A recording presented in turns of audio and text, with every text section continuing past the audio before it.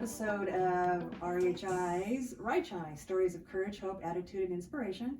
My name is Janine Stelmack. I'm the Donor Services Officer here in the RHI Foundation, and today we have a very special guest, Dr. George Hornby, who does research and is a research doctor in our locomotor lab. A lot of folks don't know what that is, and Dr. George, I want you to talk about that. Sure. So we do research focused on walking recovery in patients primarily with stroke and spinal cord injury, but also brain injury and then some other degenerative disorders like multiple sclerosis we're just starting. The idea is to really figure out what are the best ways to treat people with neurological disorders to improve their walking. And so we'll try different strategies such as getting on a treadmill, doing crazy things like walking backwards and stairs. Sometimes we'll use robotic devices. Sometimes we'll do electrical stimulation or vibration. We have this line of drug interventions as well, but really right now we've been focused on what are the physical interventions that are important. So we could do treadmill walking or overground walking, or we can do therapies that are more standard or conventional, like balance training and strength training. We'll work people at a pretty high intensity or a low intensity and see which combination of parameters work the best. We measure a bunch of variables. Primarily walking speed is a really important one for a lot of people. It relates to mortality, morbidity, and fall risk and participation in the community. And we measure biomechanics, how the person moves, how they look, what muscle forces are being generated, metabolics, how much energy they use, and what's really important is that we measure what they do out in the real world. So we put monitors on their legs. They're a sophisticated Fitbit, but it's actually an accurate one. And we measure what they do in the real world. And the idea is if we can change them in the lab and see how they change, that's great. But if they're not changing out in the real world, then maybe we're just not doing enough for these patients. So those combinations of interventions plus the outcomes are really what we're trying to do. I know in your lab, the cameras, when you were talking about how has those where you wire them up, right? Like, yeah, we wire them up. It's like, well, it's not so much biofeedback, but we could use that as biofeedback. So we have muscle activity that we record, like an EKG. We do an EMG, which the M is for muscle. We can give them feedback about the forces they generate at an ankle or a knee.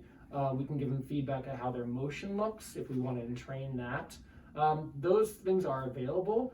Those things are helpful, but whether that's that much more of a bump up to improve your function is not really clear. Sometimes looking pretty doesn't actually work to make them look prettier. Sometimes they have to do the really crazy thing and figure out how to move. And surprisingly, they actually look better after practicing for a while. And talking about the crazy stuff, and this is where the intensity, actually the intense training comes in. If anybody's ever here at RHI, you might see Dr. Hornby and his team, where the people, you have them in, like you said, some of those things, the ankle things, the weights, and those, was it the gait trainer sometimes? Yeah, we have different devices that we walk them over ground. The rehab gym is great. It's just a confined space and there's not a lot of room to walk. So when we got here 4 years ago, we would use the entire space of the hospital, which was different, I think, than most people had seen the area being used.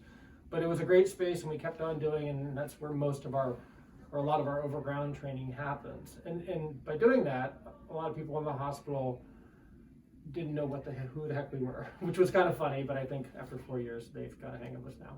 Right, so it is, and we make kind of comment where we're seeing these people, they're really pushing themselves. These participants sign up for this.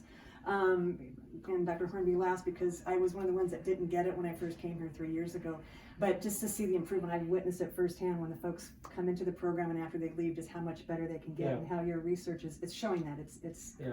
It looks scary because these patients are with a disability, right? And they are slow moving and they are struggling fairly mildly. They're sweating and we have heart rate monitors and we're running them around and they don't look great.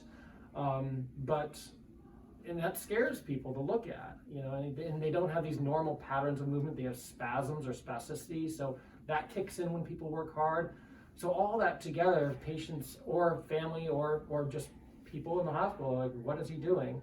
But then you see them over time, over the 30 sessions, like, okay, they've got it. This person looks so much better. You've really got to stress the system for the body to actually adapt and to improve. And that's essentially what we're doing. We're just doing it at a pretty high level than most people are used to. Right, and it's kind of counterintuitive of how we think of somebody getting better, but we're seeing the results firsthand here. So We really appreciate you're Sure. making it. The research is making a huge difference. We're witnessing it firsthand, and that's one of the things the foundation does do is help provide and have a research component here at RHI. So thank you very much.